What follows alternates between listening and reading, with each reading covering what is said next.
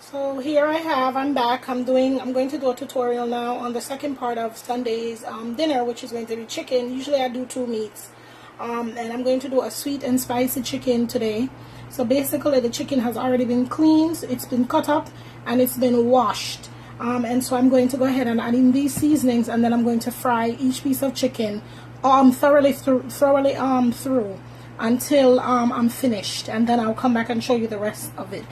But this is the seasoning. So it's ground paprika, garlic powder, Maggi all-purpose, and a little bit of adobo.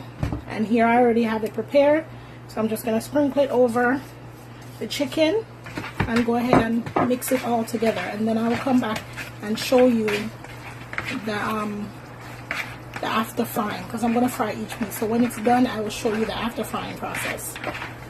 You fried in hot oil. So I'm back, and this is the finished part of the actual fried chicken that I'm going to use in the sweet and spicy sauce. In the sweet and spicy chicken. So I'm going to actually show you how I make the sauce. So in a pot on the stove, I'm going to put in what is in this blender, which is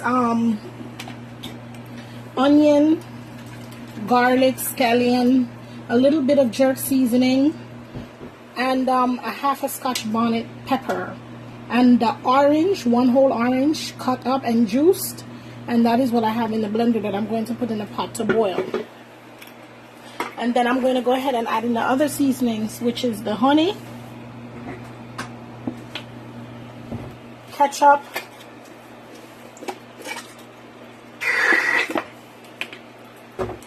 and I'm going to add back a little of this in there, the Maggi all-purpose, and a little adobo, and then I'm going to let it boil up.